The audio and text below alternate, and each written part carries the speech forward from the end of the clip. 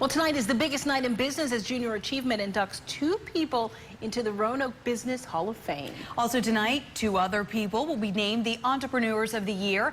And John Carlin, who is the MC of the event for the 25th year, is standing by at the Hotel Roanoke with the entrepreneurs. John, fill us in. Exciting night.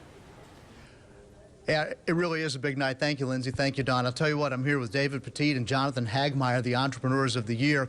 And these are guys who kind of risked it and made it. And we told David's story yesterday during the 6 o'clock news. And David, did you think when you started out working in a second bedroom in your apartment that you'd be honored as an entrepreneur at a big night like this? No, it wasn't something I pictured, John, for sure. But it's a great honor, and I couldn't have done it without all the support that's here in the community. So.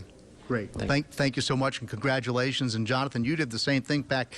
You mortgaged the house. You almost ran out of money. We'll be telling your story in just a moment, but somehow you got it done. I did. I just would tell you, great people, and putting them around you and having a great support system around you, that's the only way to go. And this is a great night tonight. Great. Well, congratulations. And again, Jonathan, we want to tell you a little bit more about, I talked about how he risked it all, and here's a look at his story. Interactive Achievement almost didn't happen. You'd never know it walking through the innovative offices on Campbell Avenue in Roanoke. But Jonathan Hagmaier will tell you this project was almost a swing and a miss. When you started the company with some sort of software that was already kind of functioning? No, we had nothing. Started from the ground up? We grew at zero, had an idea. My wife and I mortgaged everything we had. And God bless my wife on trusting and agreeing on that. My best friend quit his job and pretty much lived on zero. Today, the company, which provides software that helps school systems evaluate student performance, as well as the effectiveness of teaching techniques, employs about 100 people. But in 2007, Hagmaier says he still hadn't made a sale.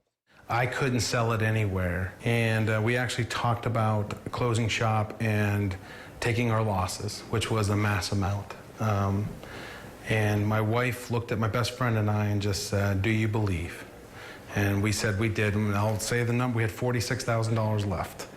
And we spent it, and over the next couple of years, we went from $100,000 to $800,000 to $1.6 million. Those were all in sales.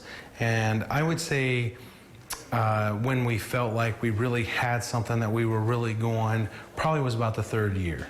Today, the software is in 13 states and the United Kingdom.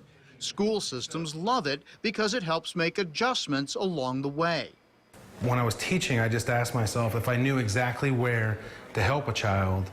After I taught them, I don't think I would have a child fail. That's what was in my mind. I can now go into our program the minute the student is done, and I can see exactly where that student is doing well and what they didn't understand. Because a child scored a 67 on a test doesn't mean they did bad. They might not know the second step to the multiplication process. That's it.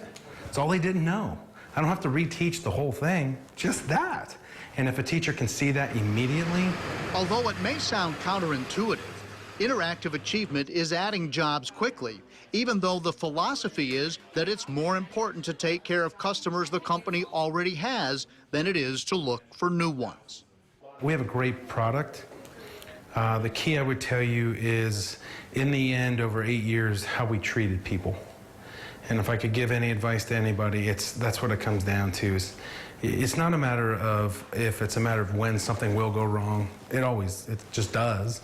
But in the end, when you sit and you look, and for here, we talk about being honorable, unselfish, and generous. And that, in the end, is who we've been with our clients.